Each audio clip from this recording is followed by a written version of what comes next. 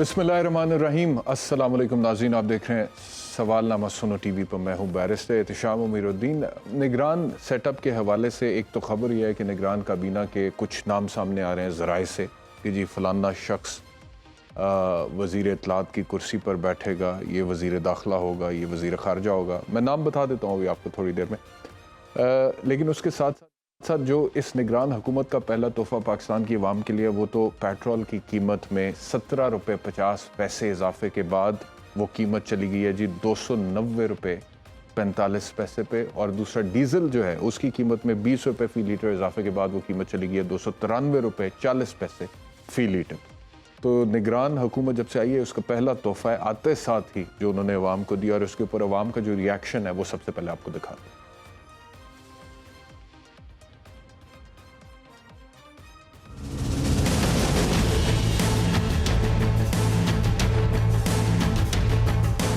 ये जो अल्लाह ने मुसल्लत किए ना, जिन्होंने पिछले चंद महीनों से जो लूट मार किए, अल्लाह इनको करे, बर्बाद करे। हर बंदा परेशान है, सैलरी वही की वही है, अखराजात बढ़ गए हैं, दिहाड़ी पूरी नहीं हो रही, घर से तंग है, बंद कर देंगे, क्या कर सकते। आजकल लोग जो हैं यहाँ तो पैदल चल रहे हैं, यहाँ तो ये लोकल ट्रांसपोर्ट में लिफ्ट मांग रहे हैं। तो ये जो हुकूमत है इनका बेड़ा गर्क हो चुका है। महंगाई बेअंदाज हो गई है, बाहर निकल के यही करते हैं कि यार या तो हम खुद मरें या किसी को मारें। इतनी बंदे की इनकम नहीं है जितना कि वो पेट्रोल डाल लेते हैं महीने का। जो पेट्रोल बम अवाम पे गिराया गया है, इंतहाई जुल्म किया गया है। मिडिल क्लास तबका गरीब हो गया और गरीब जो है ना बस कब्र जाने के लिए तैयार है। तो ये अवाम का रिएक्शन है। अवाम सर्टनली बड़े परेशान है क्योंकि 16 महीने में जो पीडीएम की हुकूमत की कारकर्दगी थी उसको लेकर ही अवाम बहुत परेशान थे और महंगाई की चक्की में पिस के थे। तो आधे साथ ही निगरान सेटअप ने जो पेट्रोल की कीमत में होशरुबा इजाफा किया, और आपको पता है कि पेट्रोल की कीमत महंगी होने से दीगर मामलात पर भी उसका किस तरह से फ़र्क पड़ता है, असर पड़ता है। तो अवाम के लिए यकीनी तौर पे बहुत तकलीफ दह सूरत हाल है। अब सवाल ये पैदा होता है कि ये निगरान हुकूमत तो जितनी देर है सो है, उसके बाद हालात ठीक कैसे होंगे? क्या कोई इंतखाबात के बाद कोई मुस्तहकम होगी सियासी सूरत हाल? तो फिर इंतखाबात के बाद सिचुएशन ठीक हो सकती है, हो जाए उसके बाद जो हुकूमत आई वो भी ठीक कर सकेगी, नहीं कर सकेगी, इसके ऊपर भी बहुत बड़ी डिबेट है। अब जो निगरान काबीना है उसके हवाले से जो नाम सामने आ रहे हैं उसमें वज़ीर इत्तलात के तौर पे सैयद मोहम्मद अली का नाम सामने आ रहा है। वज़ारत ख़ारजा के तौर पे जलील अब्बास जिलानी साहब का नाम सामने आ रहा है, जो कि आपको पता है कि निगरान वज़ीर आज़म के तौर पर भी नाम कंसिडर होता रहा है, ख़बरों की ज़ीनत भी रहा है। और वज़ीर दाखिला के तौर पर सरफराज बुगटी का नाम सामने आ रहा है।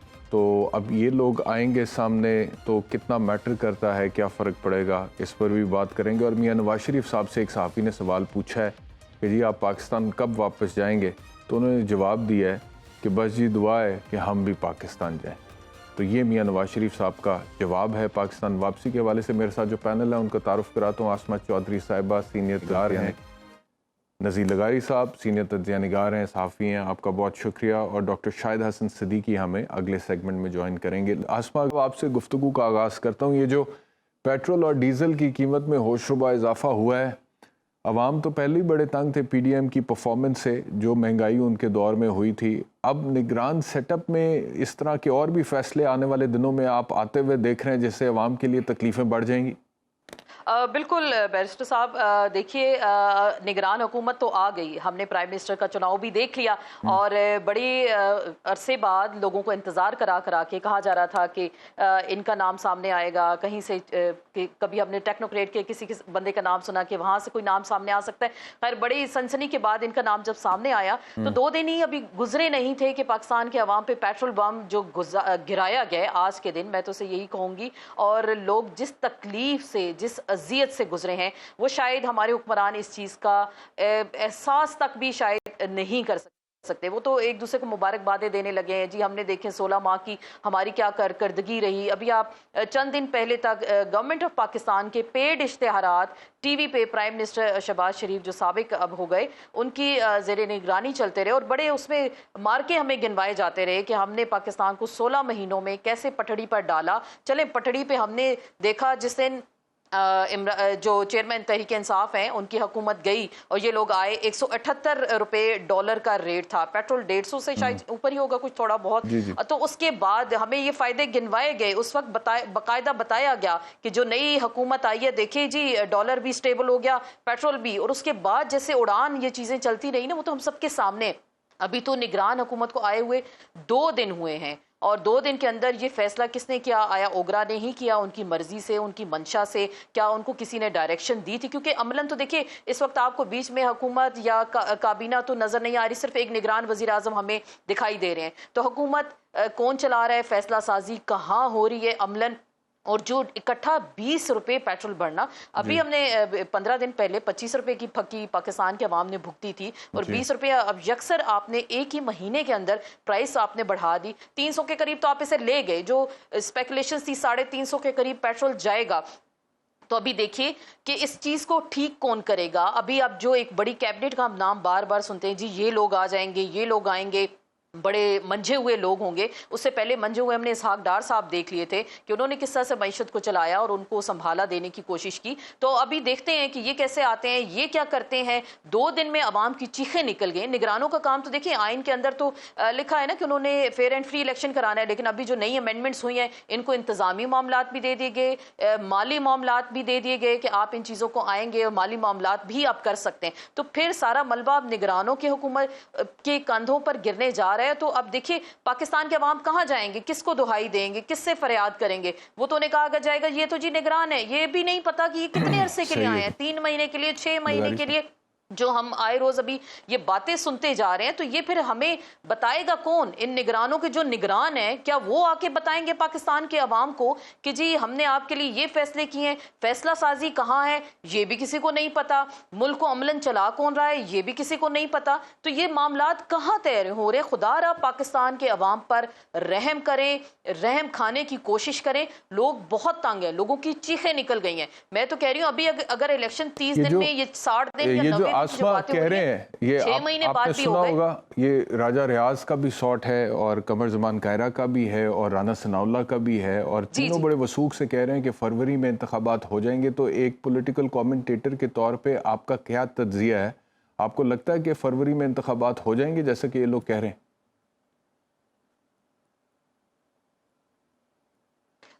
मुझसे पूछ रहे हैं। बिल्कुल, अब मुझे तो नहीं लगता फरवरी में भी होंगे। देखें अभी जैसे सीसीआई ने ये फैसला किया था कि जी नई हल्का बंदियों पे इलेक्शंस होंगे। अभी उस दिन मेरी एतजाज एहसन साहब से प्रोग्राम में ही बात हो रही थी। उन्होंने कहा कि कानूनी और आईनी राय दी, और आप भी मेरे ख्याल से इस चीज़ को बेहतर बता सकते होंगे, आप भी माशाल्लाह से बैरिस्टर हैं। लेकिन अभी उन्होंने कहा कि जी असेंबली का वजूद नहीं है, नई हल्का बंदियाँ होंगी, आईनी तरमीम करनी पड़ेगी, आपका इलेक्टोरल कॉलेज पूरा नहीं है, तो ये तरमीम कहाँ से होगी, उसको लीगल फ्रेम में कैसे लाया जाएगा? और क्या उन्होंने कहा कि बाकी इलेक्शंस हो जाएंगे नई हल्का बंदियों पे? ये जो हम बातें सुन रहे हैं, तो इसको कैसे आप लीगल फ्रेम में एक लेकर आएंगे? आईनी तरमीम नहीं हो सकेगी। ये एक बड़ी गहरी बात थी और इस पे अभी तक डिबेट नहीं हुई। अभी जैसे राजा रियाज साहब कह रहे हैं कि हमारे बड़ों ने तय कर लिया इलेक्शन फरवरी में होंगे। भाई आप ये भी बताते जाएं या पाकिस्तान के अवाम को क्या आपके बड़े कौन हैं जिन्होंने ये फैसला लिया है कि फरवरी में इलेक्शन होंगे? क्या आपको किसी अमेंडमेंट का आप सहारा लेना पड़ेगा? तो कहाँ से जाके ये अमेंडमेंट आप करवाएंगे और लोगों को बताएंगे कि हमने आइन और कानून के दायरे के अंदर रहते हुए ही इलेक्शन कराएं? क्योंकि इलेक्शन तो देखिए 60 से 90 दिन का हद एक मुअय्यन है, उसमें सिर्फ माशी हालात अगर अब मुल्क के खराब हो जाएं या कोई ऐसी इमरजेंसी हो जाए, खुदा न खास्ता, जैसे बेनज़ीर भुट्टो को शहीद कर दिया गया था 2007 में, तो कुछ अरसे के लिए आगे चले गए थे इलेक्शन, तो ऐसा खुदा न खास्ता मामला आता है तो फिर आइन थोड़ी सी आपको इजाजत देता है। तो हल्का बंदियों की आपको भी आइन ने कैसे इजाजत दे दी? आपका इलेक्टोरल कॉलेज पूरा नहीं है, फरवरी में आप इलेक्शंस की बातें करें, तो इसका मतलब सब चीजें आपने खुद से बैठ के तय कर दी हैं। पाकिस्तान के अवाम सिर्फ आपके ये जो चलाई हुए बारूद हैं, ये जो बारूदी सुरंगें आप बिछा कर चले गए, इन पर से गुजरने के लिए रह गए। लोगों को भी कोई सहारा चाहिए, लोगों का भी कोई मुदावा होना चाहिए उनके दुखों का, उनकी तकालीफ का। तो इसका अजाला कौन करेगा? तो आप ये जो सरफराज बुगटी जैसे लोगों का नाम है वजीर अभी मतलब कि इम्कान है, ये ज़राए की खबर है। अब सरफराज बुगटी के हवाले से एक ये भी था कि वो अगले आम इंतखाबात में यानी कि वो कंटेस्ट करेंगे। तो जब यकीनी तौर पे कोई निगरान हुकूमत में अगर कोई मनसब संभालता है तो वो आने वाले आम इंतखाबात में तो नहीं कंटेस्ट कर सकता ना, हिस्सा नहीं ले सकता। تو یہ جو سرفراز بگٹی صاحب بالکل مثال ایسے کے طور پہ اگر وزارت داخلہ کے عہدے پر براجمان ہوتے ہیں اس نگران حکومت میں، تو اس بات کو مزید تقویت مل سکتی ہے میرے خیال میں کہ ہو سکتا ہے کہ الیکشنز فروری میں نہ ہوں، آگے جا کر ہوں. گو کہ سب کہہ رہے ہیں کہ فروری میں ہو جائیں گے، پی ایم ایل این والے بھی، پیپلز پارٹی والے بھی، لیکن سوال یہ پیدا ہوتا ہے کہ اتنی دیر تک پھر معاملات چلیں گے کیسے؟ مثال کے طور پہ آج جیسے پیٹرول بم گرایا ہے اس نگران حکومت نے، they are directly not answerable to the people, کیونکہ ووٹ کی طاقت سے تو آئے نہیں ہیں، انتخابات کے ذریعے تو آئے نہیں ہیں، یہ تو ان کی تو نامینیشن ہوئی ہے. تو تمام مشکل فیصلے آپ کو لگتا ہے کہ جتنے بھی ہیں وہ لے لیے جائیں گے، اور once people are up to their nose with the caretaker set up کہ جی یہ تو کسی طرح ان سے ہماری جان چھڑائے، تو وہ پی ڈی ایم کی جو جماعتیں ہیں ان کے لیے سیاسی طور پہ ایک سوٹیبل سچویشن ہوگی، آپ کو لگتا ہے تب الیکشنز میں اترنا؟ دیکھیے ہو سکتی ہے بالکل، ابھی یہ جو ساری بات آپ نے کی ہے ہو سکتی ہے کہ کیونکہ ان کو بھی شاید ٹائم چاہیے، کیونکہ پاکستان کے لوگوں کو دیکھیں یاداشت بہت کمزور ہے. ابھی جب پی ٹی آئی کی حکومت تھی شروع میں 5 روپے پیٹرول جاتا تھا تو سب مائک لے کے لوگوں کے پاس پہنچ جاتے تھے، جی پیٹرول مہنگا ہو گیا، تو لوگ اسی حکومت کو گالیاں دیتے تھے اور تبدیلی کے مزے چکھنے کی باتیں کرتے تھے. اس کے بعد ماشاءاللہ سے جب یہ مہنگائی مارچ والے آئے اور 16 مہینے کی جو ان کی پرفارمنس رہی تو انہوں نے کہا جی ہم نے بڑے مشکل فیصلے لیے. تو وہ بھی شاید اب یہ چاہیں گے کہ پاکستان کے عوام کی یاداشت کمزور ہے، مہینے 2 مہینے میں وہ اسی نگرانوں کو بلیم کریں گے، انہی کو لیبل کریں گے کہ انہی کی وجہ سے پاکستان کے حالات خراب ہیں، اور 6 مہینے بعد ان کو تو دیکھیں ٹائم مل گیا نا، سوٹیبل ٹائم، تو وہ پھر کہا جائے گا دیکھیں ہم آئیں گے، ہم معیشت کو بہتر کریں گے، پاکستان کو صحیح ڈگر پہ چلانے کی کوشش کریں گے. یہ ایک مفروضہ ہے جس پہ ابھی ہم بات کر رہے ہیں، اور ہو سکتا ہے ایسا ہی پاسبلٹی اس کی ہمیں دکھائی دے رہی ہے عنقریب آنے والے مستقبل میں. لیکن ابھی جو بات کر رہے تھے سرفراز بگٹی صاحب کی آپ کہ انہوں نے الیکشن بھی کنٹیسٹ کرنا ہے اور ان کا وزیر داخلہ کے لیے نام بھی آ رہا ہے. دیکھیں پھر بہت سارے سوال اٹھیں گے. اگر آپ نے نگران وزیر اعظم بلوچستان سے لیا اور کہا جا رہا ہے کہ جی چھوٹا صوبہ، جمالی صاحب بھی اس سے پہلے پرائم منسٹر بنے تھے تو ان کے دور میں بھی 4-5 سال میں تو کوئی محرومی اس چھوٹے صوبے کی دور نہیں ہوئی تھی. آج سے 20 سال پہلے کی بات ہے، 2002 کی جو اسمبلی تھی اس وقت کی. تو کیا واقعی ہی اس صوبے کی محرومی دور ہوئی؟ ان پہ آج دیکھیے ابھی ٹکٹس چل رہی تھے کچھ دیر پہلے، نیب کے جو ان پہ کیسز تھے اس کی فائلیں بند کر دی گئی ہیں. تو ایک لحاظ سے کاکڑ صاحب کو تو بھی ان کو، کیونکہ اس ملک میں ریت ہے کہ آپ پرائم منسٹر بن جائیں آپ کو ایک کلین چٹ مل جائے گی، اس کے بعد آپ کو ہتھ کڑی لگے گی جب آپ اتریں گے اس پرائم منسٹر شپ سے. تو سرفراز بگٹی صاحب کی جو آپ بات کر رہے ہیں، اگر ان کو وزیر داخلہ بنایا جائے گا تو بہت سارے سوالات اٹھیں گے. مینگل صاحب ابھی بولنا شروع ہو گئے کتنی اہم جو پرائم منسٹر شپ ہے. بالکل ٹھیک ہے آسما، مجھے اجازت دیجیے گا، میں ذرا نذیر لغاری صاحب کی طرف جانا چاہوں گا. لغاری صاحب آپ کو میری آواز آ رہی ہے؟ لغاری صاحب کیسے دیکھ رہے ہیں حالات کو، کدھر جا رہا ہے یہ ملک؟ اور اس وقت آپ یہ جو بحران ہے، بحران تو چلے بحران آتے رہتے ہیں اور بحران جو ہیں ان سے ڈیل کرنا پڑتا ہے، لیکن ایک ویژن ہوتا ہے کسی بھی بحران سے، یا ایک حکمت عملی، ایک اسٹریٹجی، ایک سوچی سمجھی پلاننگ ہوتی ہے کسی بھی بحران سے نکلنے کے لیے. تو اس وقت جو لوگ اہم ذمہ داریوں پر فائز ہیں، آپ کو لگتا ہے کہ وہ ویژن، وہ ایبلٹی ہے کہ بحران سے ہمیں نکال سکیں؟ اب لگ رہا ہے کہ ایسا نہیں ہے.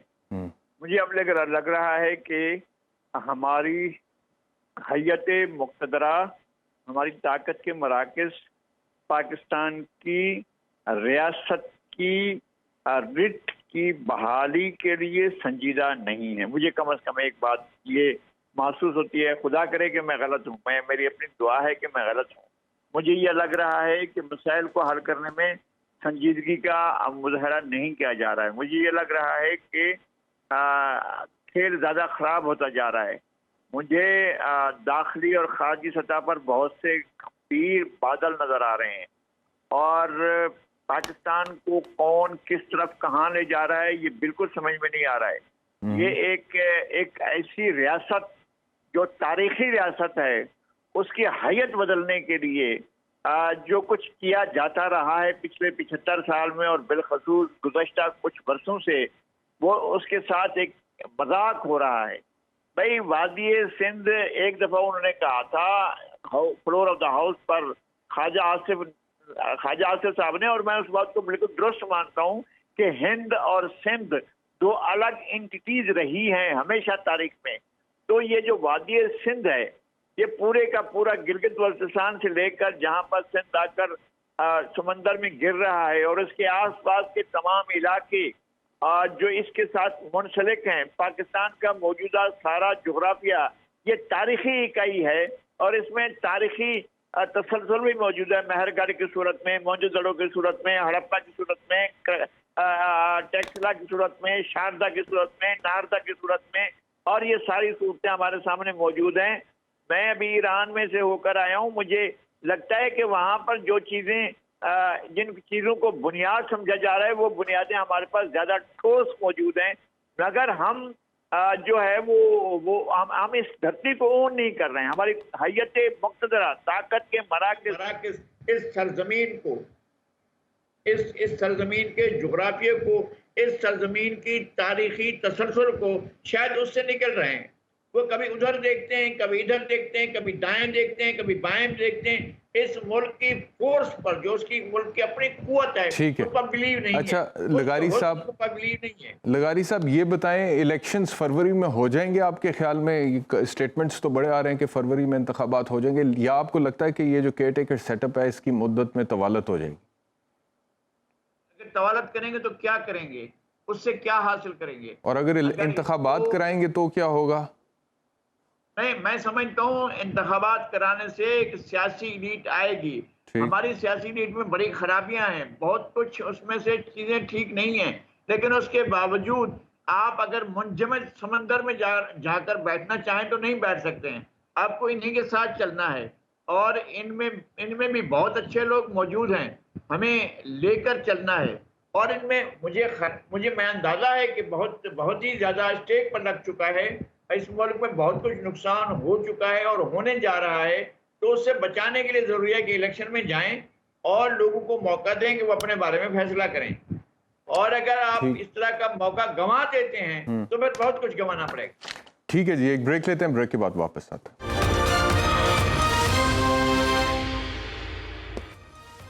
ویلکم بیک ٹو سوال نامہ. لغاری صاحب آپ ہی کی طرف واپس آ رہا ہوں. میاں نواز شریف صاحب سے آج ایک صحافی نے سوال پوچھا ہے کہ پاکستان کب واپسی ہے جناب کی، تو انہوں نے کہا ہے بس جی دعا ہے کہ ہم بھی پاکستان جائیں. اس کے بعد اگلا سوال صحافی نے پوچھا ہے کہ یہ جو نئی حکومت ہے اس کو کیسے دیکھ رہے ہیں، تو انہوں نے جواب دیا کہ جیسے آپ دیکھ رہے ہیں ویسے ہی میں دیکھ رہا ہوں نئی حکومت کو. میاں صاحب کی جو گفتگو ہے حال ہی میں اور جو ان کا کانڈکٹ ہے، اور جیسے خواجہ آصف نے کہا، کل بھی میں کل کے شو میں بھی ذکر کر رہا تھا، انہوں نے کہا کہ جب تک رسک 0% پر نہیں آ جاتا تب تک میاں نواز شریف واپس ہم نہیں ان کو لانا چاہتے. کیسے تجزیہ کرتے ہیں اس کا ان کا بطور ایک لیڈر؟ میں سمجھتا ہوں کہ میرا پرانا تجربہ بھی یہی ہے. میں جناب میاں نواز شریف صاحب کو جدہ پیلس میں ملا تھا، جدہ میں، اور وہ ملاقات جو ہے تقریباً کوئی 7-8 گھنٹے کی طویل ملاقات تھی. اس ملاقات میں آغاز یوں ہوا کہ میں نے ان سے سوال کیا کہ کیا آپ کیسے دیکھ رہے ہیں پاکستان کے حالات کو؟ تو انہوں نے فرمایا کہ آپ کیسے دیکھ رہے ہیں؟ میں نے کہا کہ لوگ پریشان ہیں، مہنگائی بہت ہے، چیزیں خراب ہیں، اور جو ہے وہ لوگوں کو جابس نہیں مل رہی ہیں. اچھا میں نے یہ سب کچھ کہا، میں نے کہا اب آپ بتائیں. انہوں نے کہا جو آپ کہہ رہے ہیں عمومی حالات مجھے بھی ایسے ہی بتائے جاتے ہیں. یعنی انہوں نے جواب نہیں دیا، اسی سوال کو پوچھ کر اسی سوال کا وہی جواب دیا. تو بہت دیر کے بعد کھلے، پھر جب کھلے تو پھر بہت ہی کھلے، لیکن کھولنے کے لیے تو ان سے بات کرنے کے لیے تو بڑا وقت چاہیے نا. ان کو ان سے بات کرنے کے لیے ایک اور ان کے نقطے تک پہنچنے کے لیے پھر آپ کو بہت زیادہ باقاعدہ ذہن پر اور ان کے اوپر بہت زیادہ زور دینا پڑتا ہے. جس طرح پاکستان مسلم لیگ نواز والوں سے مختلف سٹیٹمنٹس آتے ہیں، کوئی کہتا ہے جی ستمبر وسط میں میاں صاحب واپس آ جائیں گے، کوئی 0% رسک کی بات کرتا ہے. اس سے پہلے بہت سارے سٹیٹمنٹس آتے رہے، شروع ہوا تھا کہ ڈاکٹر جب اجازت دیں گے، اس کے بعد پھر یہ کہ جی انصاف کی گارنٹی دے تو میاں صاحب واپس آ جائیں. اب جو حالات جہاں پہ تقریباً 4 سال ہو گئے میاں صاحب کو گئے ہوئے، آپ کو لگتا ہے کہ میاں صاحب کی پاکستان واپسی کوئی ایسا واقعہ ہوگا جس سے کوئی خاص فرق پڑے گا پاکستان کی سیاست پہ؟ اب 4 سال کی ان کی غیر حاضری کے بعد آپ کو لگتا ہے کہ ایسا کوئی بڑا واقعہ ہوگا یہ کہ میاں نواز شریف کی واپسی ہوئی ہے جس سے پاکستان کی سیاست میں کوئی بڑا فرق پڑے گا؟ ایک تو یہ ہے کہ بہت سے بڑے بڑے لوگوں کے آنے نہ آنے سے کوئی فرق نہیں پڑے گا، پہلی بات تو یہ ہے۔ دوسری بات یہ ہے کہ کیا پاکستان کے 24 کروڑ 10 لاکھ انسانوں کو زیرو رسک ہے کہ زیرو رسک پر وہ یہاں پاکستان میں رہ رہے ہیں؟ اور یہ ہمارا ملک ہے بھائی، رسک ہے نہیں ہے، ہماری زندگی کو تحفظ ہے نہیں ہے؟ یہاں جو لوگ سڑک پر مر جاتے ہیں، یہ جن لوگوں کو گھر میں مار مار کر پیٹ کر بچوں کو مار دیا جاتا ہے، ان لوگوں کی لائف کو رسک نہیں تھا، انہیں نہیں بھاگ جانا چاہیے تھا؟ کیا اس طرح سے لوگوں کے پاس بھاگنے کے اگر راستے ہوں تو ظاہر ہے وہ جا کر سمندر میں مر جائیں گے، نہیں کر سکتے ہیں لوگ۔ آپ کے پاس ایک تو چیز ہے کہ آپ لیڈر ہیں، تو آپ لوگوں کے ساتھ کھڑے ہوں نا۔ آپ کے لیے کچھ بھی ہو لیکن آپ نے تو لوگوں کے ساتھ کھڑا ہونا ہے۔ تو اگر آپ لوگوں کے ساتھ نہیں ہیں تو اس کا صاف مطلب یہ ہے کہ آپ کو ایسی ضمانتیں چاہیے جو کوئی بھی نہیں دے سکتا ہے۔ آپ کو آنا ہے، یہ ملک ہے، اس ملک کے عوام ہیں، اس ملک کے ادارے ہیں، اور انہی اداروں سے آپ کا تعلق رہا ہے پچھلے 40 سال سے اوپر ہو گئے ہیں۔ میاں نواز شریف کا اس ملک کے ریاست کے اداروں سے تعلق کو 42 سال پورے ہو رہے ہیں، اور اب اگر انہیں ریاست کے اندر اپنے رسک مینجمنٹ کرنی ہے تو پھر مجھے بھی کرنی چاہیے، پھر اسما کو بھی کرنی چاہیے، پھر سب کو اپنا کرنا چاہیے اس کا۔ بالکل ٹھیک ہے۔ آسما، آپ کا کیا کہنا ہے اس بارے میں؟ بالکل، دیکھیے لغاری صاحب نے بڑی خوبصورت بات کی ہے کہ دیکھیے پھر رسک پہ تو پاکستان کے دیکھیں نا اس وقت عوام ہے، ان کے اوپر جو آئے روز آپ بوم گراتے ہیں، جس طرح سے مہنگائی کر دیتے ہیں، لوگوں کا جینا دو بھر کر دیتے ہیں، ہمیں یہاں پہ لوگوں کو جاب سیکیورٹی نہیں ہوتی، فوڈ سیکیورٹی نہیں ہے، لوگوں کو لائف سیکیورٹی نہیں ہے۔ تو میاں صاحب تو ٹھیک ہے بادشاہ ہیں، دیکھیں وہ 16 مہینوں میں ان کے اپنے بھائی 0% جو رسک تھا وہ شاید وہ ختم نہیں کر سکے، کیونکہ بہترین ترجمان تو ان کے وہی تھے، بہترین میزبان بھی ان کے وہی ہو سکتے تھے۔ میاں صاحب پاکستان تشریف لاتے تو دیکھیے نا ان کے چھوٹے بھائی کی حکومت تھی تو اس دوران تو وہ پاکستان نہیں آئے، تو اس کا مطلب 0% جو رسک کی وہ بات کرتے ہیں وہ شاید ختم نہیں ہوا۔ میاں صاحب کی باتیں جیسے لغاری صاحب کہہ رہے ہیں، بالکل وہ بات جب بھی کرتے ہیں پاکستان کی سیاست پہ بڑی مبہم قسم کی بات ہوتی ہے، اور وہ کھل کر وہ اس طرح سے بات نہیں کرتے۔ مجھے 2005 میں ان سے جب ایگزائل سے وہ لنڈن تشریف لے گئے تھے تو میں نے تب بھی ان کا پہلا انٹرویو کیا تھا، تو میاں صاحب اس طرح سے کھل کر بات نہیں کر رہے، لیکن بعد میں جس طرح سے لغاری صاحب کہہ رہے ہیں کہ آف دی ریکارڈ جو وہ بات کرتے ہیں، تو وہ تلخیاں جو میاں نواز شریف نے محسوس کی ہیں اسٹیبلشمنٹ کی یا پاکستان کی سیاست کے اندر، اور وہ ابھی بھی موجود ہیں۔ لیکن چھوٹے بھائی موازنے کے طور پہ کہتے ہیں کہ میں تو اسٹیبلشمنٹ کی آنکھوں کا تارا ہوں۔ ایک اور جی، یہی میں آپ سے یہی پوچھنے لگا تھا، یہ بتائیے گا کہ جب میاں شہباز صاحب نے اپنے فیئر ویل پہ صحافیوں کو یہ کہا کہ میں تو 30 سال سے اسٹیبلشمنٹ کی آنکھ کا تارا ہوں، تو پولیٹیکل پوائنٹ آف ویو سے آپ سے سوال پوچھ رہا ہوں کہ کیا Mian Nawaz Sharif should be feeling threatened by میاں شہباز شریف؟ آف کورس ایسا ہی ہے، کیونکہ میاں نواز شریف دیکھیے ایسی بات کبھی بھی نہیں کرتے۔ اسٹیبلشمنٹ کے رول کے حوالے سے آپ کو ہم سب کو پتا ہے، جب بھی انہوں نے بات کی، جب انہیں پیناما میں نکالا تو انہوں نے یہ سوال کیا کہ مجھے کیوں نکالا، وہ انہوں نے سرے عام کیا۔ جب یہ لانگ مارچ لے کر آ رہے تھے، اس سے پہلے جو ان کی تقاریر ہوتی تھیں تو وہ جنرل باجوہ کا نام لے کے کہتے تھے آپ کو لگتا ہے آسما، آپ کو لگتا ہے کہ تو پھر آپ کو لگتا ہے کہ اس کے باوجود کہ شہباز صاحب خود یہ کہتے ہیں ایک طرف کہ جی پارٹی کے جو تاحیات قائد ہیں وہ میاں نواز شریف ہیں، مریم نواز بھی یہی بات کرتی ہیں، پی ایم ایل این والے بھی یہی بات کرتے ہیں، اس کے باوجود کہ وہ سارے یہ بات کرتے ہیں، تو پھر آپ کو یہ لگتا ہے کہ جو میاں نواز شریف کی ماضی میں ٹسل رہی ہے اسٹیبلشمنٹ کے ساتھ، اس کو مد نظر رکھتے ہوئے ابھی بھی موجودہ حالات میں موجودہ اسٹیبلشمنٹ کو میاں نواز شریف قابل قبول نہیں ہے؟ آپ کو یہ لگتا ہے؟ بالکل ایسا ہی ہے۔ اور یہ خواجہ آصف نے جو بات 0% رسک کے حوالے سے کی، یہ انہوں نے اسی تناظر میں کی۔ ابھی آپ نے دیکھے جو سوال کر دیا تو میں بھی اس کا یہی بات کروں گی کہ انہوں نے اسی تناظر میں کی۔ ہاں، لیکن پی ایم ایل این والے سپریم کورٹ کی طرف اشارہ کرتے ہیں، جب وہ 10 ستمبر کی بات کرتے ہیں نا تو موجودہ چیف جسٹس کی طرف اشارہ کر دیتے ہیں، لیکن میں آپ سے اتفاق کرتا ہوں، میں اس معاملے پہ آپ سے اتفاق کرتا ہوں۔ सही, लेकिन वो ऐसा ही है मियां नवाज शरीफ अभी भी जब वो बात करते हैं तो वो खुलकर बात करते हैं कि उनके साथ क्या हुआ, माजी में क्या हुआ, उनकी हुकूमतें जो गिराई गई उस हवाले से क्या रोल रहा, वो अभी भी तल्ख हैं, वो कोई पुरुमीद उस तरह से शायद नहीं हुए। लेकिन शहबाज शरीफ साहब की बात बताते चलें, क्योंकि जब ये जद्दा में थे और एग्जाइल में लंदन गए, उस वक्त भी शहबाज शरीफ साहब इस्टेब्लिशमेंट से जो बातचीत होती थी, मुझे याद है ब्रिगेडियर न्याज के थ्रू लंदन में सारी बातचीत हुई, जो इनको लंदन आने की उस वक्त इजाजत दी गई। ब्रिगेडियर न्याज थे मुशर्रफ के दरमियान, उनके बड़े अच्छे दोस्त थे, उनके उस्ताद भी थे, तो उस वक्त रवाबित जो थे मियां शहबाज शरीफ के थ्रू ही सारे मामला चलते थे। तो शायद वो इसलिए भी कहते हैं उनकी आंखों का तारा है, और अभी भी वो अपने पोर्टफोलियो को लेकर के वो इस तरह की वो बात करें। लेकिन मियां नवाज शरीफ के साथ के बारे में बात करें तो शायद ऐसा नहीं है।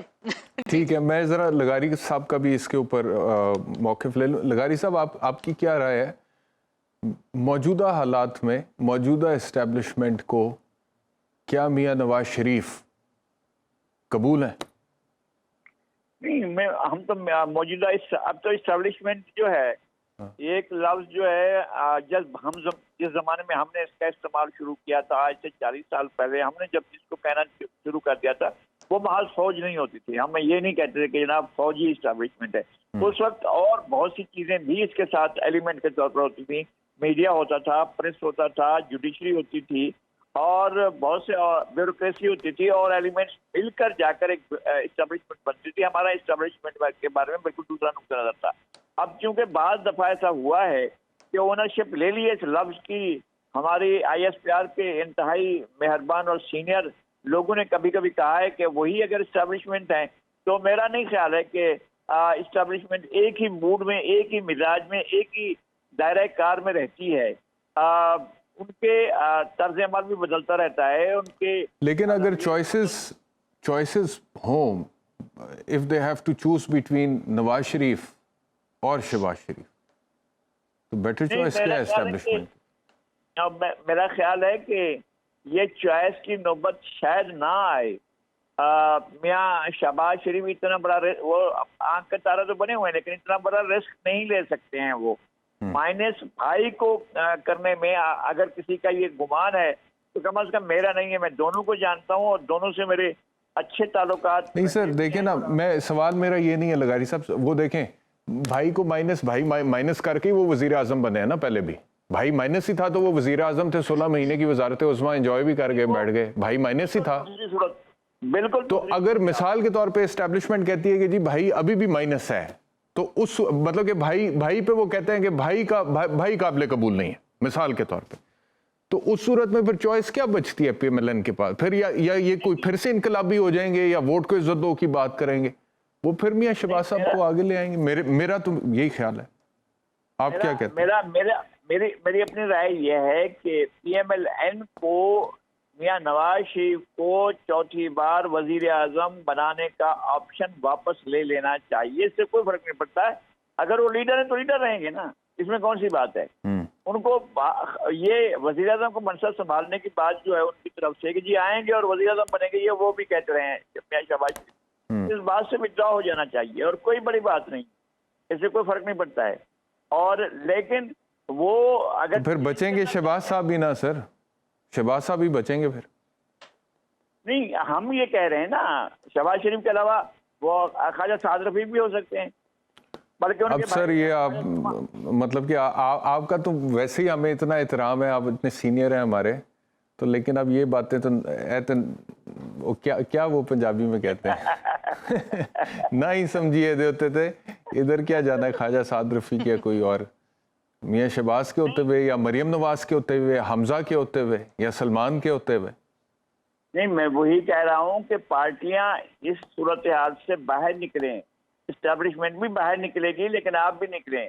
अगर वो ये सूरत हाल उन्होंने पैदा कर रखी है इस्टेब्लिशमेंट ने कि नहीं चाहिए माइनस, वो भी माइनस करो, वो भी माइनस करो, वो भी माइनस करो, वो भी माइनस करो, तो दूसरे लोगों को आ लेने दो, वो कर लें। और दूसरी बात यह है कि रिजिडिटी जो है ना, इसको खत्म करना पड़ेगा पाकिस्तान की सियासी अमल में, सियासत में।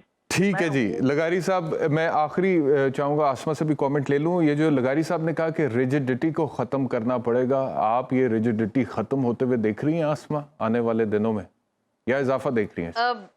बदकिस्मती से بدقسمتی سے ایسا نہیں ہے. اور یہاں جو ابھی اسٹیبلشمنٹ کی بات کی جاتی ہے نا, اسٹیبلشمنٹ کی آنکھ مچولی چلتی رہتی ہے سیاستدانوں کے ساتھ. یہ ہر 3 سال بعد ہمیں بتایا جاتا ہے یہ برا ہے اور یہ بہت اچھا ہے, اور اس کے اگلے 3 سال بعد ہمیں بتایا جاتا ہے جو پچھلا گیا تھا ہاں اب وہ اچھا ہے, یہ قابل قبول نہیں ہے. اور یہ مقبولیت اور نامقبولیت اور قبولیت کے درمیان کا جو سفر ہے نا وہ اسی طرح جاری رہتا ہے. کبھی اسٹیبلشمنٹ کی آنکھوں کے جو تارے ہیں وہ کل کو ان کو چبھنا شروع ہو جاتے ہیں. کبھی کسی کو لاڈلا یہاں کہا جاتا ہے اور کبھی کسی کو یہ سلوگن لے کے آتے ہیں جی مجھے کیوں نکالا. تو دیکھیں یہ کھیل تو جاری رہتا ہے, اور بدقسمتی سے پچھلے 75 سالوں سے یہ کھیل جاری ہے, اس میں کوئی تبدیلی نہیں آئی. ریجیڈیٹی دیکھیں بہت زیادہ انتہا پسندی میں کہوں گی اتنی ہو گئی ہماری سیاست کے اندر. تو ان رویوں کو, ان چیزوں کو, ان منافقت کو اب ختم ہونا چاہیے. دیکھیں پاکستان کے عوام نے احتساب کرنا ہے ووٹ کے ذریعے, ان کو یہ حق ضرور دیں پاکستان کے عوام کو کہ وہ اپنے ووٹ سے ان سیاستدانوں کا احتساب کریں. اور fair and free election Pakistan کی تاریخ میں جس دن ہو گئے اس ملک کی قسمت بدل جانی ہے. لیکن بدقسمتی سے دیکھیں نا یہاں ایسا نہیں ہوتا, ایسا کبھی نہیں ہوتا. اپنی مرضی کے نتائج لائے جاتے ہیں, اپنی مرضی کے لوگوں کو لایا جاتا ہے, پھر ان سے بڑی جلدی یہ بور بھی ہو جاتے ہیں, مایوس بھی ہو جاتے ہیں, ان میں کیڑے بھی نکالنے شروع کر دیتے ہیں. اور دیکھیں جو ہمیں چیزیں دکھائی جاتی ہیں نا پہلے کہ جی بہت اچھا پھر اس کے بعد یہ مائنس ہو گیا ہے. تو یہ مائنس بالکل ٹھیک ہے, بہت بہت شکریہ آسما چودھری, آپ کا بہت بہت شکریہ. لغاری صاحب آپ کا بہت بہت شکریہ. حالات جو کہ ہیں اس میں اکثر مجھے یہ یاد آ جاتی ہے بات کہ جب ہم زمانہ طالب علمی میں تھے اور LLB پارٹ 1 میں تھے اور ہم نے قانون پڑھنا شروع کیا اور ہمیں ہمارے اساتذہ نے بتانا شروع کیا, تو وہ ایک جورسپروڈنس میں جو پہلا چیپٹر تھا وہ تھا about the definition of law, کہ قانون کی تعریف کیا ہے. کیونکہ پاکستان میں قانون کی حالت آج کل سب کے سامنے ہی ہے. تو اس میں کیونکہ آرتھوڈاکس جو جورسپروڈنٹس تھے ادھر سے ہم نے شروع کیا کہ سب سے پہلے کیا ڈیفینیشن آئی تھی قانون. اس میں تو جو ارلیئر ڈیفینیشنز تھی نا, جب معاشرے میں ابھی اتنی سویلائز نہیں تھا, جمہوریت نہیں تھی, تو اس میں ارلیئر ڈیفینیشنز میں جین آسٹن کی ڈیفینیشن LLB کے بچوں کو سب سے پہلے پڑھائی جاتی ہے, ابھی بھی پڑھائی جاتی ہوگی, اور وہ یہ تھی that law is the command of the sovereign backed by sanction. یعنی کہ قانون جو ہے, سوورن سے مراد آپ سمجھ لیں, ویسے تو آئین کے مطابق سوورینٹی بلانگس ٹو اللہ اور اس کے بعد پھر پاکستان کے عوام کی امانت ہے, تو لیکن سوورن سے مراد آپ سمجھ لیں کہ جو مقتدر ہے, جو طاقتور ہے, جس کے ہاتھ میں پاور ہے, اتھارٹی. تو وہ آسٹن نے کہا تھا that law is the command of the sovereign, یعنی کہ طاقتور کا حکم قانون ہے, جو کہ نہیں مانو گے تو سزا ملے گی, بیکڈ بائی سینکشن. تو پاکستان پہ قانون کی جو ڈیفینیشن ہے وہ مجھے لگتا ہے کہ ابھی جین آسٹن والی فالو ہو رہی ہے. وہ پھر اگر آپ باقی انسانی معاشرے دیکھ لیں, ان کی بھی وہ جیسے جیسے انہوں نے ایوالو کیا, ارتقاء کے عمل سے آگے گزرے ہیں, تو پھر اور بھی بہت ساری ڈیفینیشنز آئی ہیں. بہرحال ایک بریک لیتے ہیں, بریک کے بعد ڈاکٹر شاہد حسن صدیقی ہمارے معاشیات ہمارے ساتھ. جی ویلکم بیک ٹو سوال نامہ. میرے ساتھ ڈاکٹر شاہد حسن صدیقی ہے, ہمارے معاشیات ہے. ڈاکٹر صاحب شکریہ ہمیں جوائن کرنے کے لیے. ڈاکٹر صاحب یہ جو پہلا تحفہ آ گیا نگران حکومت کا, جس میں پیٹرول کی قیمت میں تقریباً 18 روپے اضافہ ہو گیا, 17.5 روپے, اور ڈیزل کی قیمت میں 20 روپے. عوام کیا سمجھیں کہ اس ایسے تحفے مزید بھی آنے والے دنوں میں, جب تک کہ نگران حکومت ہے, مثال کے طور پہ سیاستدان کہتے رہے ہیں کہ فروری میں ہر صورت انتخابات ہو جائیں گے, تو فروری تک اگر یہ مان لیا جائے کہ انتخابات ہو جائیں گے تو فروری تک ایسے مزید تحفے مل سکتے ہیں عوام کو؟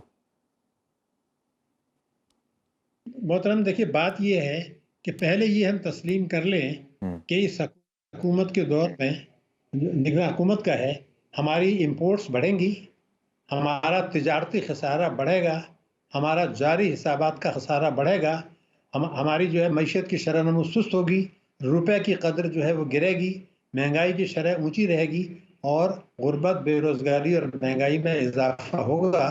یہ تو ایک چیز نظر آ رہی ہے.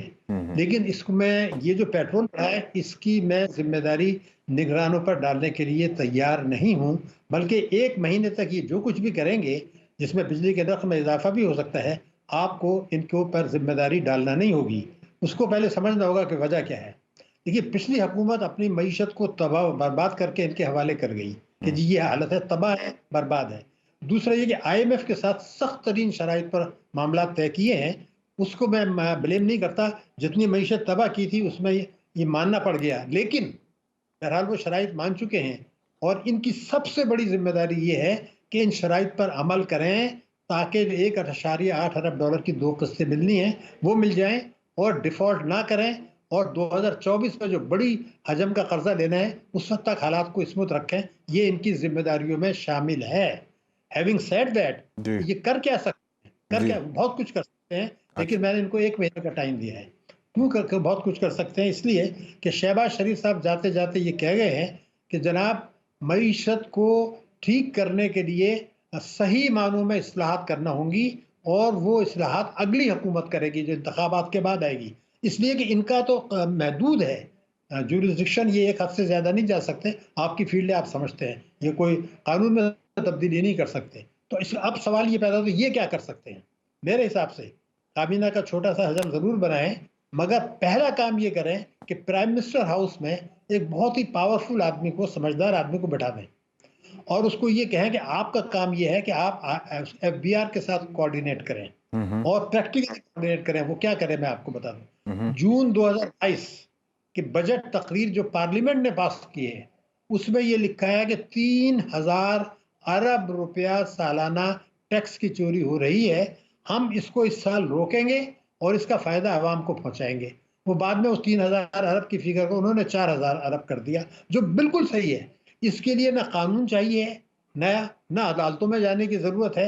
आपको FBR के ज़रिए उस चोरी को रोकना है जिसकी तफसीलात रिकॉर्ड में हुकूमत के पास मौजूद हैं। तो अगर वो सेल, यानी कोई शरीफ अच्छा आदमी, शहजाद अकबर की काबिलियत रखने वाला लेकिन ईमानदार हो, उसको आप वहाँ बिठा दें और उसको ये कहें कि ये 4000 अरब रुपए है। तफसीलात हम उनको भी पता है, हमें भी पता है, आपको भी पता है, लिस्ट पता है इन चोरों के कितने असासे मुल्क के अंदर हैं, जो अदालत में जाने की जरूरत नहीं है। अगर ये काम नहीं करते, अगर ये कर लेते हैं 1 महीने के बाद, तो फिर वो IMF से कहेंगे कि जनाब आपने पेट्रोलियम लेवी को 65 रुपए तक ले जाने का कहा था, आपने बिजली के नर्ख बढ़ाने का कहा था, गैस के नर्ख बढ़ाने का कहा था, पेट्रोल का ये हम कर रहे हैं, लेकिन आपकी खिदमत में अर्जी है कि ये 200 अरब हमारे आ गए हैं, तो अगर आप इजाज़त दें, इजाफी आ गए हैं चोरी रोक के, अगर आप इजाज़त दें तो ये हम वहाँ एडजस्ट कर लें और ना बढ़ाएं। तो उनको मानना पड़ेगा, नंबर 1। दूसरा ये कि कई हजार अरब रुपया शाहाना अखराजात हो रहे हैं, उनको जितना रोक सकते हैं वो उनको रोक के दिखाएं और कहें जनाब ये इतनी बचत हो गई, ये आप हमें पेट्रोल में इजाज़त दे दें या बिजली के नर्ख में। तीसरा, उनको वाज़े तौर पर बता दें सुप्रीम कोर्ट को, वाज़े तौर पर बता दें इलेक्शन कमीशन को, और वाज़े तौर पर बता दें एस्टेब्लिशमेंट को कि देखिए जनाब मईशत तबाह है, 2024 में हम IMF के पास जाना है और अप्रैल में ये मुद्दत ख़त्म हो रही है जो हमारी है 9 महीने की। अगर 90 दिन के बजाय 85 डेज में नई हुकूमत इलेक्शन हो के बाद आ सकती है तो पाकिस्तान के लिए बेहतर। ईच पासिंग डे पाकिस्तान की मईशत के लिए तबाहकुन होगा। IMF के साथ शराइत सख्त तरीन होती चली जाएंगी।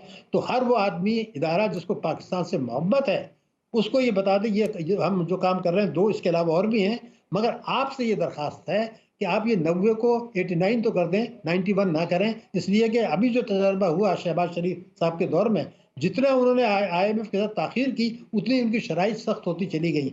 हमें 2024 में कर्जा चाहिए है, हर हालत में चाहिए। जितनी जल्दी मुंतखब हुकूमत आएगी और वो तेज़ी से इस्लाहात करके उनकी शराइत मान के करेगी, पाकिस्तान के मुफाद में और पाकिस्तान की सलामती, ये इनकी तीसरी बड़ी जिम्मेदारी है। चौथी बड़ी जिम्मेदारी है कि स्टेट बैंक के साथ मीटिंग करें और उनसे ये कहें कि कानूनी तरीके से कई हजार ह्यूज अमाउंट, अरबों डॉलर जो हैं पाकिस्तान से बाहर जा रहे हैं, अरबों डॉलर। ये सुप्रीम कोर्ट को भी पता है, हुकूमत को भी पता है। वो चोरी का पैसा है डॉलर खरीद के बाहर भेज देते हैं फॉरेन करेंसी अकाउंट के थ्रू। हम ये स्टेट बैंक से कहें, जो उसके अख्तियार है, इसको किसी से पूछने की ज़रूरत नहीं है कि तालीम और इलाज मुआवजे के अलावा बाकी पर आप पाबंदी लगा दें। अगर आपको डॉलर रखने का शौक़ है बना लें, लेकिन उसको बाहर नहीं भेज सकते बैंकों के जरिए, ये स्टेट बैंक से करा दें। ये बहुत बड़ा काम होगा उनका। और चौथा ये था कि बिजली की चोरी जो हो रही है और जो है लाइन लॉसेस, तो टाइम लगता है, मगर बिजली की चोरी और बिलों की अदम अदायगी, उसमें नो कंसेशंस हो, उसी वक्त जो है ना उसको पकड़ें और जेल भेज दें। ये बहुत बड़ा काम है, वो कर सकते हैं। और करप्शन पर काबू पाना और नैब के कान पकड़ना, इसलिए कि उन्होंने सिवाय करप्शन बढ़ाने के कुछ नहीं किया है।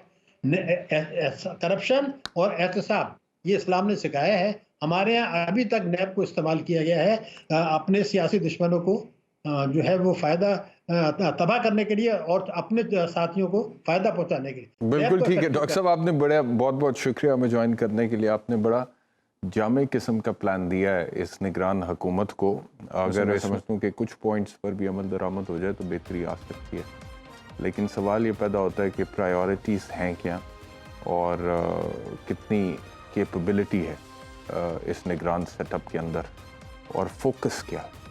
فوکس ہی تو ہمارا مسئلہ یہ ہے کہ ڈسٹریکٹڈ ہے. بہرحال بہت شکریہ پروگرام دیکھنے کے لیے. اپنا خیال رکھیے. اللہ حافظ.